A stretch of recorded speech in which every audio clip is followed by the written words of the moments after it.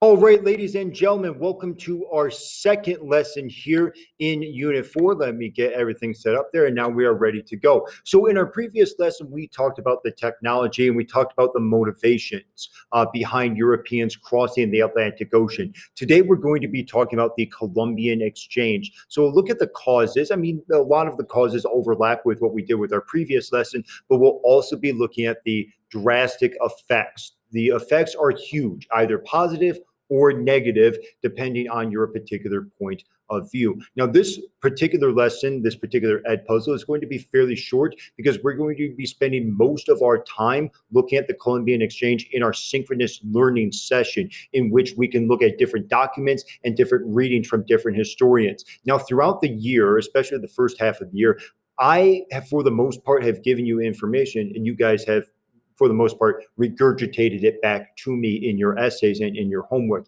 In this particular lesson, especially when we get to our synchronous learning session, I'm going to allow you guys to find the answers in the documents. So you're going to see me backing away a little bit more, especially now that we're approaching the halfway point through the year, because at this point, you guys should be good enough historians to at least start figuring out most of the things for yourself.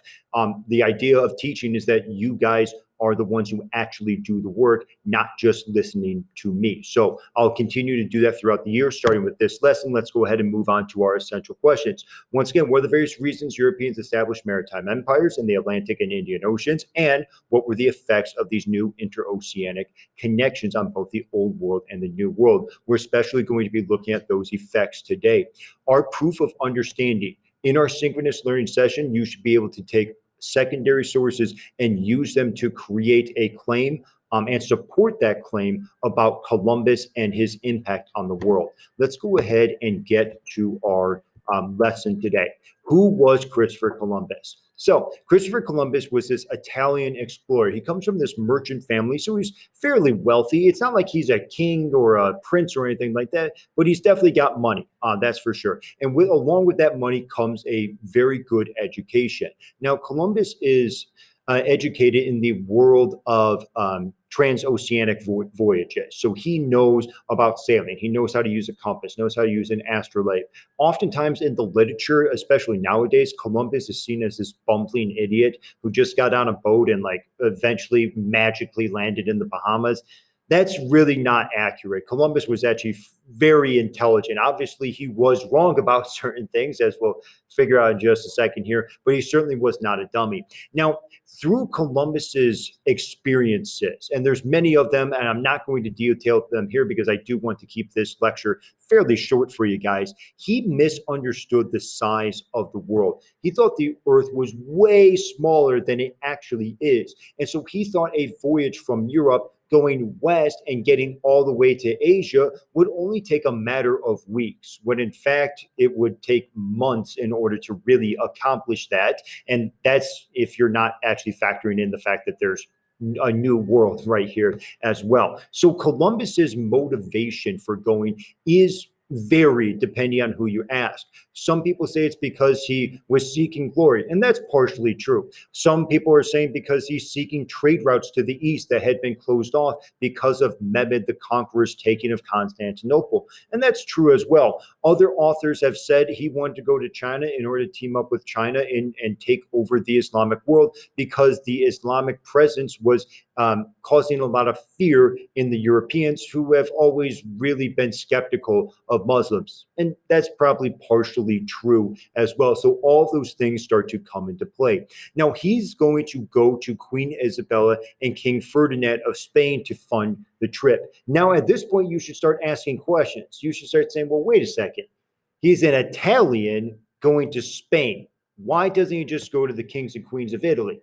A couple different reasons. One, Italy doesn't have a motivation to set sail across some unknown Atlantic Ocean. Like, this is a huge risk for Columbus to sail from Spain and go this way. No one really knows what's over here, and no one knows if he's going to be able to survive.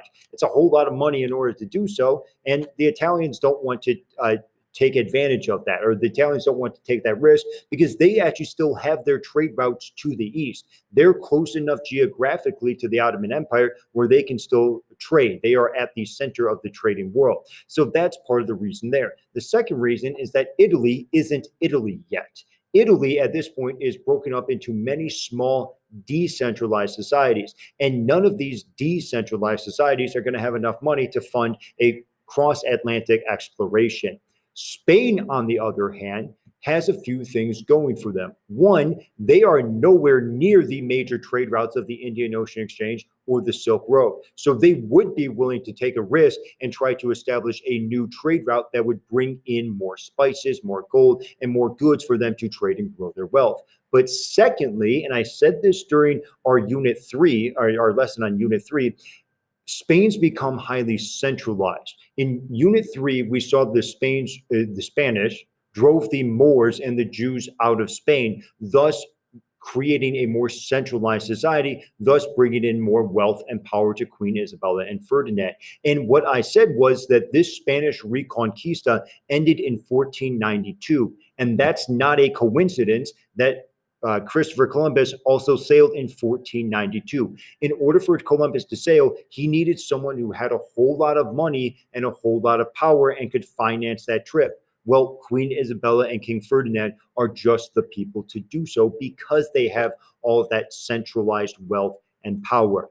And so, because of that, Columbus set sail on the Nina, the Pinta, the Santa Maria, and in 1492, he lands in the modern day Bahamas. Okay, so now we know about Columbus. Now we need to get into the effects of Columbus because that's really the most important part. The major effect is the Columbian exchange. As you see here, many goods, especially foods, are going to come from the New World back to the Old World. All these new foods are going to help the people of the Old World survive. At this point, it's hard to find food, and we know how important food is. Think back to our study in Unit 1 about the Song Dynasty. We looked at champa rice. We said that was an incredibly important part of their society because it allowed more people to be fed and more people to move into cities because you had more efficient farming. That's what all of these foods do as well. All of these different foods are brought back to Europe and back to the rest of the old world and allow more people to have more access to more food, and therefore they can move into urban areas and engage in many new pursuits, including science and mathematics and technology and all of that. So all of this is very necessary for what we're going to see in Unit 5, which is the Industrial Revolution. In addition, there's many things that come from the old world to the new world. Some of these include livestock, some of these include these other foods that you see here, but the most important one is disease. As we'll talk about a little bit later, smallpox is going to ravage the population that's in North America and South America. Let's look at this a little more specifically here. We're going to see many meats, pigs, cows are brought to the New World, and that even still has an impact on the New World today. Many countries in South America, like Argentina, rely on exporting meat in order to raise money. Cows are not native to Argentina, but they're an incredibly important part of their economy. And that can only happen because of the Columbian exchange.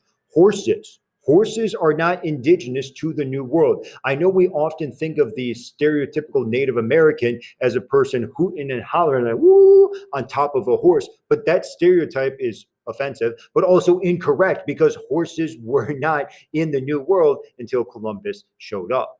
Crops, including maize, potatoes, yams, peppers, are actually brought to the old world from the new world. There's actually many crops in Africa that many people thought were indigenous to Africa because they had been there for so long, but they're actually not. They are crops from the new world that were brought back. And the most important crop for both, and really mainly bad reasons, is sugar. We're going to see that in Brazil and in the Caribbean, places like Haiti, those places are perfect for growing sugar. And because sugar takes so much work in order to actually plant it and harvest it, we're going to see the mass importation of slaves from West Africa. And we're going to see that all of these slaves are going to work on these sugar plantations, which are known for even being more brutal than regular plantations, and the sugar will be sent back to Europe in order to be consumed by very wealthy individuals who are able to afford it. But we'll get into that more during our synchronous learning session. The other big major part is disease. We see that Columbus and other people like Hernan Cortez are going to bring smallpox more than anything else. So more than any war, more than any fighting that occurs between the old world and the new world, disease is going to be responsible for the highest amount of deaths of the new world people. Now, the natives in the new world do not have any immunity to these diseases. Why? First off, there's no real bubonic plague in the New World. We know that there was the bubonic plague that ravaged all of Eurasia. And even as horrible as the bubonic plague was, the people who survived had a sense of immunity to it. Think about how vaccines work. Vaccines, you get injected with a little bit of the disease, so that way your white blood cells can actually get used to that disease and they can grow their defenses. I know that's a very simplistic understanding and explanation of that, and I'm sure you science people will tell me that I'm missing something, but that's the simplistic version of it, and that's what I'm going to go with here. Europeans are swimming in a bacterial soup. They're surrounded by bacteria, and so they're having this natural immunity. It's almost like a natural vaccine.